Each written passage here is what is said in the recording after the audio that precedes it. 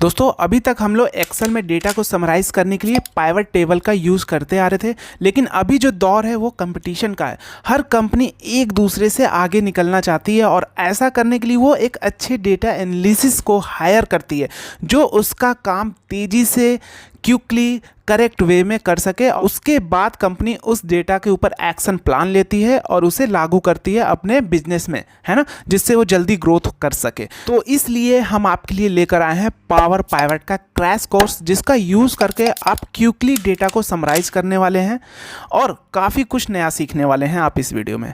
तो आइए वीडियो की ओर चलते हैं। दोस्तों सबसे पहले हम जानेंगे कि आप पावर पाइवट का यूज़ कब और कैसे करेंगे। तो सबसे पहले हम जानेंगे कि पावर पाइवट का यूज़ आप कब करेंगे। तो सबसे पहला कंडीशन है हमारा पावर पाइवट को यूज़ करने के लिए कि अगर आपके पास डेटा एक बड़ी संख्या में है तो उस कंडीशन में आप पावर पाइवट का यूज़ करेंगे, क्योंकि अगर आप पाइवट टेबल का यूज़ करने वाले हैं तो आपका एक्सेल हैंग होने वाला है। तो उस समय आप क्या करेंगे, पावर पाइवट का यूज़ करेंगे डेटा को क्विकली समराइज करने के लिए। ये थी हमारी पहली कंडीशन। दूसरी कंडीशन, अगर आपके पास डेटा डिफरेंट वर्कबुक में है या डिफरेंट सीट्स में डेटा है और आप उन्हें आपस में कनेक्ट करके एक समराइज करना चाहते हैं डेटा को, तो उस कंडीशन में भी आप पावर पाइवट का यूज़ करेंगे। हम लोग क्या करते आ रहे थे, वी लुकअप अप्लाई करके डेटा को फेच कराते थे दूसरे वर्कबुक को ओपन करके या सीट से अप्लाई करके। इसी तरह हम लोग करते थे। उसके बाद हम लोग पाइवट समरी बनाते थे। तो इस कंडीशन में आप क्या करेंगे, पावर पाइवट का यूज़ करेंगे। आपको वी लुकअप लगाने की कोई ज़रूरत नहीं है ना। तीसरी कंडीशन, मान लीजिए आपका जो डेटा का सोर्स है वो डिफरेंट है, माध्यम है वो डिफरेंट है। जैसे हमारा डेटा का सोर्स क्या क्या हो सकता है, आइए देख लेते हैं। एसक्यूएल से डेटा आ रहा है, ठीक है। मान लीजिए ओरेकल से डेटा आ रहा है ना। मान लीजिए हमारा डेटा एक्सेल फाइल का है, टेक्स्ट फाइल का है। तो इनको आपस में आप क्या कर सकते हैं, एक ही जगह कंपाइल करके क्विकली डेटा एनालिसिस कर सकते हैं पावर पाइवट का यूज़ करके।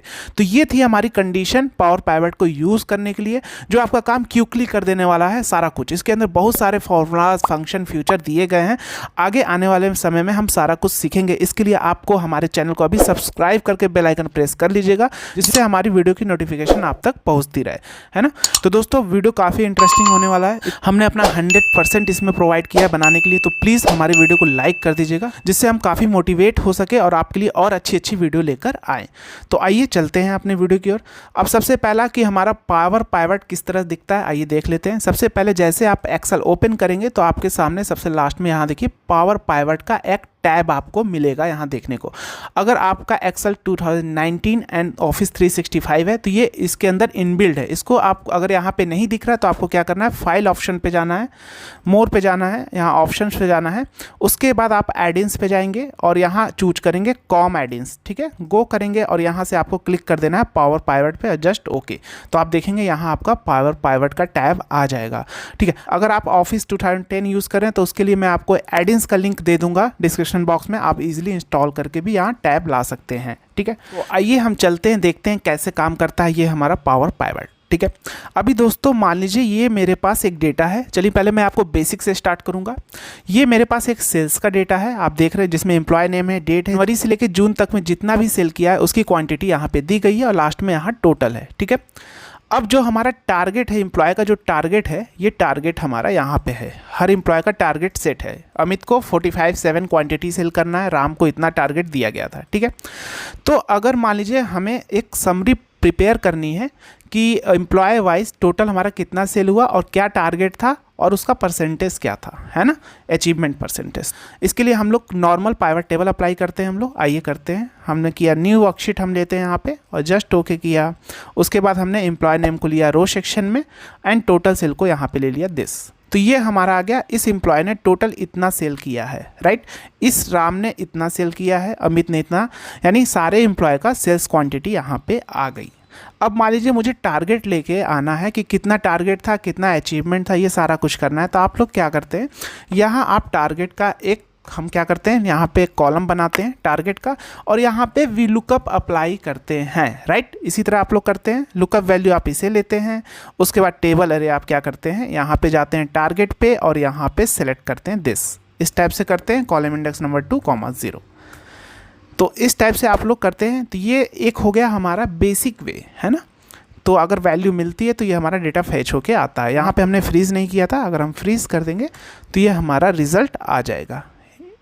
ये देखिए इस तरह। तो इसी तरह आप लोग भी करते हैं, लेकिन पावर पाइवट में ऐसा कुछ भी नहीं है। तो जब भी ऐसी कंडीशन बने कि आपके पास मल्टीपल सीट्स में डेटा है ना, आगे हम बात करने वाले हैं, और उनको आपस में कनेक्ट करके एक समरी तैयार करनी है, तो उस कंडीशन में आप पावर पाइवट का यूज़ करेंगे। ठीक है, ये थी जो कि मैंने आपको स्टार्टिंग में ही बताया कि अगर हमारा डेटा अलग अलग सीट्स में है, अगर मान लीजिए ये मेरा टारगेट का डेटा एक अलग वर्कबुक में होता, तो उस कंडीशन में भी हम पावर पाइवट का यूज़ करते हैं। हम लोग क्या करते थे, वीलुकअप वर्कबुक को ओपन करते थे और वीलुकअप अप्लाई करते थे।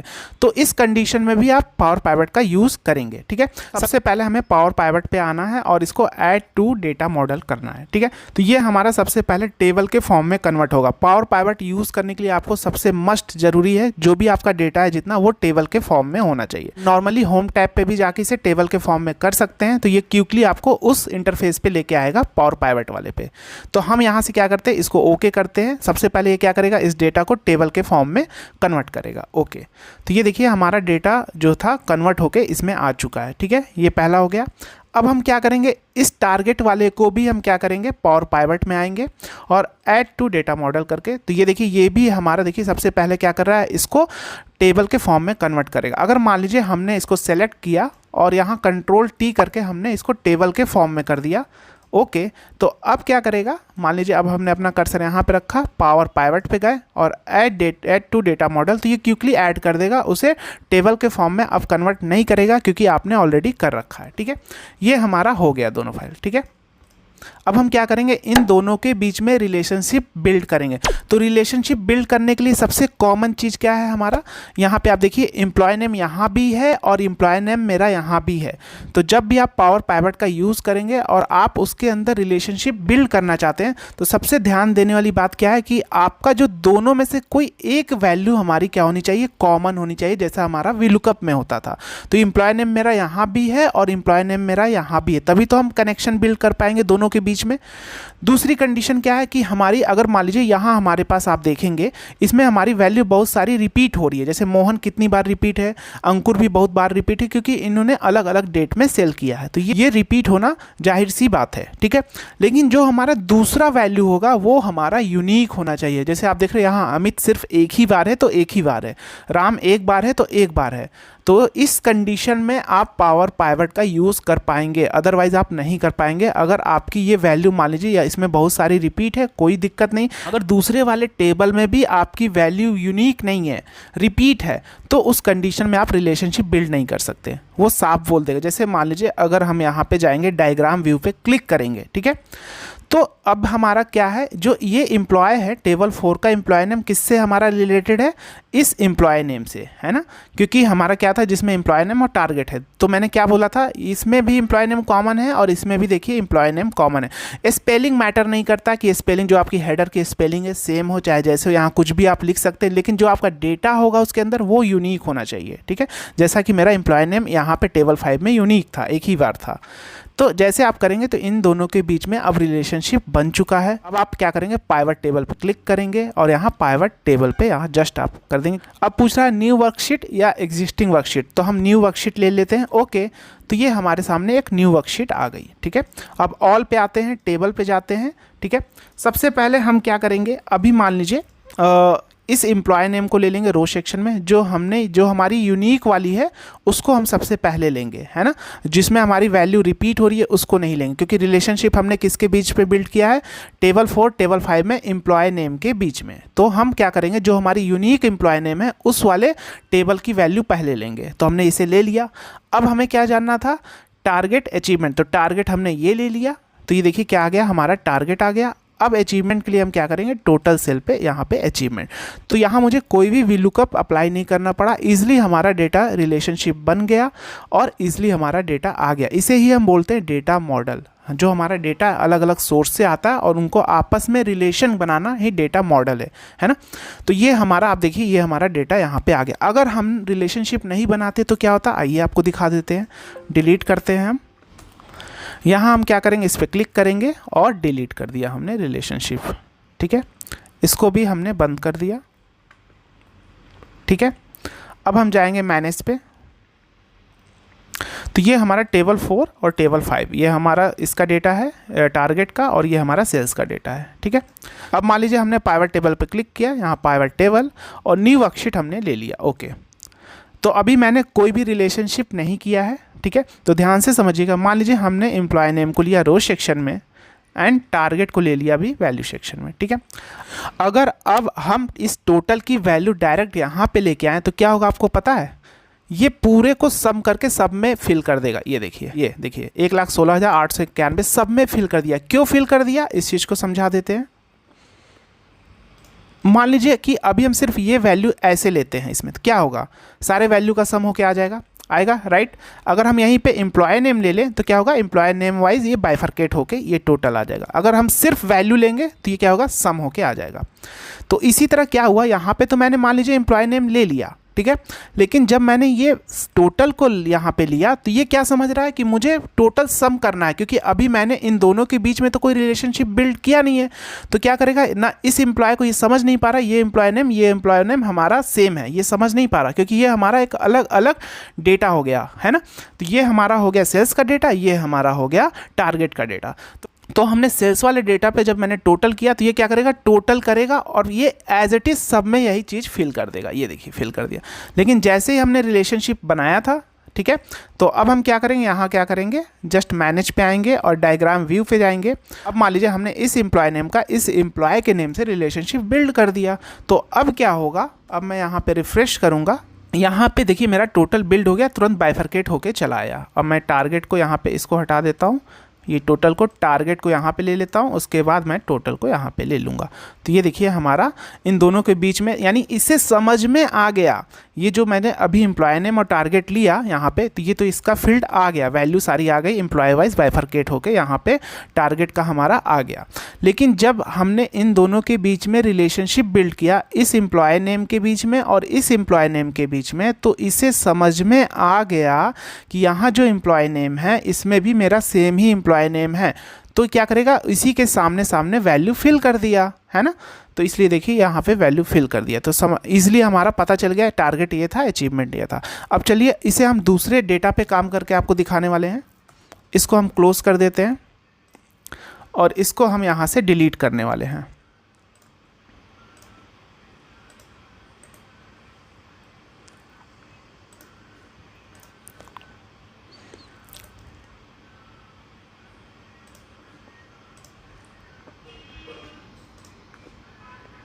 अब हमारे पास एक डेटा और है जिसमें सेल्स का डेटा है। आप देख रहे हैं ये हमारा सेल्स का डेटा है, ये हमारा सिटी का डेटा है और ये हमारा कंट्री का डेटा है। जैसे आप सेल्स में डेटा में देखिए एम्प्लॉय नेम है, डेट है, कौन सा प्रोडक्ट सेल किया है, सेल क्वांटिटी है और कंट्री कोड है, लेकिन कंट्री नेम नहीं है। तो कंट्री नेम आप देखिए कोड वाइज कंट्री नेम हमारा यहाँ पे है।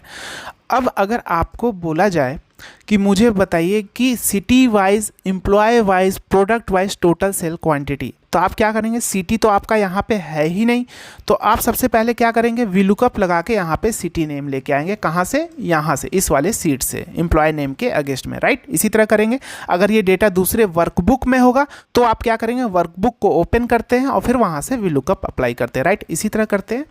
तो ये, और उसके बाद अगर आपको बोला जाए मुझे कंट्री वाइज, है ना, product wise total sale quantity जाननी है, country name wise, country name wise, product wise total sale quantity, तो कंट्री नेम तो हमारा यहाँ पे है नहीं, तो आप क्या करेंगे? इस कोड के अगेंस्ट में यहाँ नेम लेके आएंगे वीलुकअप अप्लाई करके। इसी टाइप से करते हैं आप लोग।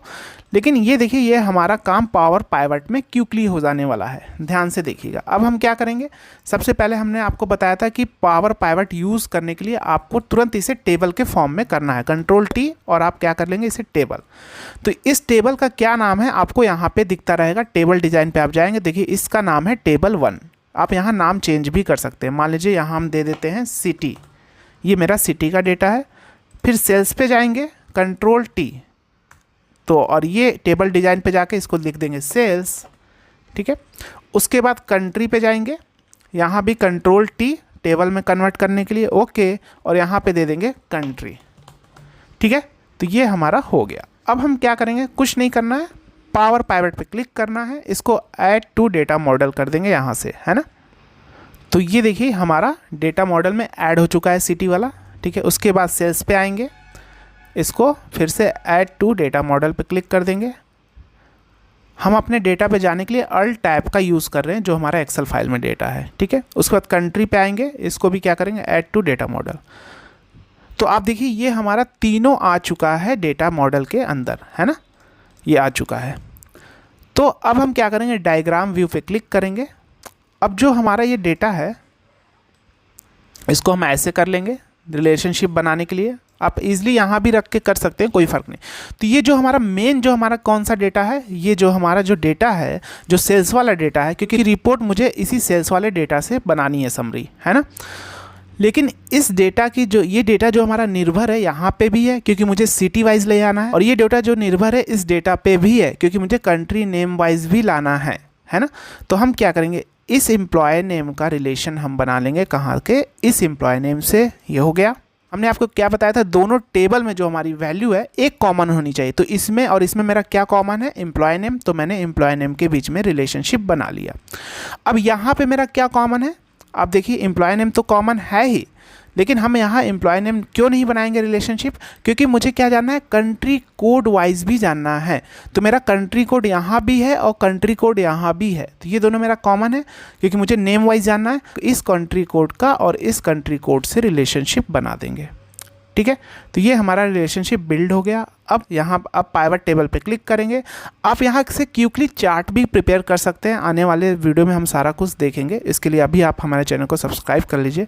ये हमारा क्रैश कोर्स है जिसमें आप क्विकली जानेंगे कि डेटा को कैसे प्रिपेयर कर सकते हैं अलग अलग सोर्स के माध्यम से, है ना। पाइवट टेबल पर क्लिक करेंगे, न्यू वर्कशीट हमने लिया, ओके। तो सबसे पहले जो हमें डेटा क्या बनाना था, city wise, employ wise, product sale की टोटल सेल क्वांटिटी। तो सिटी मेरा यहाँ पे है, तो हम सिटी को मान लीजिए यहाँ पे ले लिए, रो सेक्शन में एम्प्लॉय नेम को ले लिया। इसके नीचे मैंने आपको क्या बताया था, सबसे पहले जो आपको फील्ड लेनी है, जिस फील्ड में यूनिक है उसको आप लेंगे, है ना। तो यहाँ मेरा यूनिक वैल्यू है सारी। अगर हम यहाँ से लेंगे, मान लीजिए इस सेल्स वाले डेटा से लेंगे एम्प्लॉय नेम, और तो हमारा रिजल्ट गड़बड़ आएगा, है ना। अभी मैं आपको करके दिखा दूंगा। जैसे मान लीजिए अभी देखिए मैंने यहाँ सिटी और एम्प्लॉय लिया, एम्प्लॉय नेम पहले हमने सिटी लिया, उसके बाद एम्प्लॉय नेम लिया, तो क्या हुआ, हमारा सिटी वाइज एम्प्लॉय नेम सारा आ गया, ठीक है। अब अगर हम क्या करेंगे, प्रोडक्ट नेम को लेंगे कॉलम सेक्शन में, तो ये हमारा प्रोडक्ट नेम आ गए, और टोटल सेल क्वांटिटी को हमने यहाँ वैल्यू सेक्शन में ले लिया। तो हमारा क्या हो गया, city wise, employ wise, product wise total sale quantity आ गई। आप डिज़ाइन पे जाके इसे टेबलर फॉर्म में कर लेंगे दिस। तो ये देखिए हमारा टोटल इस टाइप से रिपोर्ट क्विकली बन गया, हमें कोई भी वीलुकअप लगाना नहीं पड़ा अलग से, है ना। तो इतना आपको कॉन्सेप्ट क्लियर है, कोई भी कन्फ्यूज़न है कमेंट करके पूछ सकते हैं। आप मुझे इंस्टाग्राम पे फॉलो कर सकते हैं, लिंक डिस्क्रिप्शन बॉक्स में दिए गए हैं। वहाँ भी हमारी न्यू रील्स आती है जिसमें आपको काफ़ी कुछ नया सीखने को मिलता है ना। तो इतना आपको कॉन्सेप्ट क्लियर है, ठीक है। अब हमारा इसमें क्या था, एक हमारा था डेटा कि मुझे country name wise, product wise total sale quantity निकालनी थी। तो हम क्या करेंगे, इस कंट्री वाले पे क्लिक करेंगे, कंट्री नेम बोल रहा है तो कंट्री नेम को हम क्या ले लेंगे, रो सेक्शन में ले लिया मैंने, ठीक है। अब पूछ रहा है प्रोडक्ट वाइज, तो चलिए हम प्रोडक्ट को ले लेंगे कहाँ, सेल्स पे जाएंगे, प्रोडक्ट नेम को ले लेंगे दिस कॉलम सेक्शन में, एंड टोटल सेल क्वांटिटी को ले लेंगे वैल्यू सेक्शन में। तो ये हमारा आ गया country wise, product wise total sale quantity, right. अगर मान लीजिए अगर हम इसमें रिलेशनशिप बिल्ड नहीं करते कंट्री कोड कंट्री नेम में, तो क्या होता, कंट्री नेम तो मैंने मान लीजिए यहाँ पे ले लिया है ना। जैसे ही हम टोटल सेल क्वांटिटी को डालते तो रिजल्ट हमारा एरर आ जाता। आइए आपको करके दिखा देते हैं। मान लीजिए ये मैंने रिलेशनशिप इसको डिलीट कर दिया, ठीक है, डिलीट कर दिया मैंने। अब मैं यहाँ आता हूँ पाइवट टेबल एनालाइज पे दिस। अब मैं यहाँ पे देखिए हुआ क्या, अभी आप देखिए क्या ये मेरा डेटा आ रहा है, हुआ क्या, मैंने मान लीजिए फिर से हटा देता हूँ इसको, कंट्री नेम मैंने ये ले लिया, ठीक है, प्रोडक्ट नेम मान लीजिए मैंने ये ले लिया। चलिए प्रोडक्ट नेम तो आ ही जाएगा, कोई दिक्कत नहीं है उसमें। अब जैसे ही हम टोटल सेल क्वांटिटी को इसमें लेंगे तो क्या होगा, इन दोनों के बीच में तो ऐसा कोई भी रिलेशनशिप नहीं है। तो क्या होगा, जैसा कि मैंने आपको स्टार्टिंग में ही बताया था, टोटल सेल क्वांटिटी पूरा जुड़ के सब में फिल हो जाएगा। ये देखिए LG का पूरा जुड़ के सब में फिल हो गया, सैमसंग का जुड़ के पूरा सब में फिल हो गया, क्योंकि कोई रिलेशनशिप नहीं है। तो आप समझ गए कि ये डेटा मॉडल क्या होता है, रिलेशनशिप बना के हम डेटा को ईजिली समराइज़ कर सकते हैं, यही हमारा डेटा मॉडल है, ठीक है, और कुछ नहीं है। तो ये कॉन्सेप्ट आपको क्लियर है। तो ये आपको ईजिली समझ आ गया होगा कि कैसे हम क्विकली डेटा को एनालिसिस कर सकते हैं पावर पाइवट का यूज़ करके। अब इसमें एक और फीचर है, आने वाले समय में हम और भी फीचर के बारे में बात करेंगे। अब मान लीजिए आपने ये बना लिया रिलेशनशिप, मान लीजिए यहाँ कंट्री कोड का आपने यहाँ पे कंट्री कोड से बना दिया। अब मान लीजिए आपको तुरंत चार्ट प्रिपेयर करना है, तो बस इस पर क्लिक करिए, पाइवट चार्ट पे क्लिक करिए। तो इसमें जो आपको फील्ड आएगी, न्यू वर्कशीट ले लीजिए, ओके। इसमें आएगा लीजेंड आएगा, ये देखिए फिल्टर आ रहा, लीजेंड आ रहा, एक्सेस आ रहा, वैल्यू आ रहा। तो आप क्या करेंगे, जैसे कंट्री वाइज मुझे बनानी है, country wise, product wise, total sale quantity, तो कंट्री नेम को हम ले लेंगे कहाँ पे, हम ले लेंगे लीजेंड में। तो कंट्री नेम लीजेंड में आ गया, सेल्स पे जाएंगे, टोटल सेल क्वांटिटी को ले लेंगे वैल्यू में। तो ये देखिए ये हमारा लीजेंड हो गया, इंडिया, पाकिस्तान, यूनाइटेड, यूएस। तो ये इसके कलर हैं यहाँ पे, ये इंडिया का है, ये पाकिस्तान का है, ये यूनाइटेड का है, और ये जो कलर है यूएस का है। अब इसमें मुझे प्रोडक्ट नेम डालना है, तो हम क्या करेंगे, प्रोडक्ट नेम को उठा के एक्सेस में ले लेंगे, वहाँ हम कॉलम में लेते थे, यहाँ एक्सेस में ले लेंगे। तो इस तरह मेरा रिपोर्ट तैयार हो जाए। देखिए इंडिया का कलर ये है, तो एलजी तो हमारा सारे स्टेट में सेल हो रहा है, तो ये देखिए इस टाइप से, यानी आप देख सकते हैं यूनाइटेड स्टेट्स में सबसे कम सेल हुआ। तो ये इस टाइप से रिपोर्ट बना सकते हैं। या आप क्या कर सकते हैं, अगर मान लीजिए आपने इस कंट्री नेम को हटाया, चलिए इसको हटा देते हैं हम, और हम क्या करते हैं, प्रोडक्ट नेम को जो है लीजेंड में ले लेते हैं दिस। तो ये हमारा हो गया प्रोडक्ट नेम। अब कंट्री नेम को ले लेते हैं एक्सेस में। तो क्या होगा, जब आप कंट्री नेम को एक्सेस में लेंगे तो सारी कंट्री आ जाएगा, जैसे एलजी, सैमसंग, सोनी। आइए लेके देखते हैं, ये देखिए एलजी, तो इंडिया में देखिए क्या हमारा एलजी, सैमसंग, सोनी इंडिया में इस टाइप से सेल है। यानी इस तरह भी आप चार्ट डिजाइन कर सकते हैं क्विकली, है ना। तो है ना कमाल का चीज़ पावर पाइवट। तो यहाँ देखिए एलजी, तो एलजी हमारा ये है, तो इंडिया में सबसे ज़्यादा कम हमारा क्या बिक रहा है, सोनी बिक रहा है, ठीक है। इसी तरह आप देखिए पाकिस्तान में हमारा सोनी, यानी सब यूनाइटेड में सबसे ज़्यादा हमारा सोनी बिका है ना। तो इस तरह आप डेटा एनालिसिस क्विकली कर सकते हैं और कंपनी को प्रेजेंट कर सकते हैं, और कंपनी इसी डेटा के अकॉर्डिंग तुरंत एक्शन प्लान लेगी। आखिर सोनी हमारा इंडिया में कम क्यों बिक रहा है, तो उसके ऊपर वो एक्शन प्लान करेगी और जल्दी से ग्रोथ करने की कोशिश करेगी। समझ में आ गया। तो आशा है दोस्तों आपको वीडियो काफ़ी पसंद आया होगा। वीडियो अच्छा लगा तो वीडियो को लाइक, शेयर, कमेंट कर दीजिएगा। मिलते हैं नेक्स्ट वीडियो में। इसमें अभी काफ़ी कुछ है, हमारा फॉर्मूला है, फंक्शन है, डैक्स है, काफ़ी कुछ हम सीखने वाले हैं आने वाले वीडियो में। तब तक के लिए जय हिंद। मिलते हैं नेक्स्ट वीडियो में दोस्तों। जय हिंद, वंदे मातरम।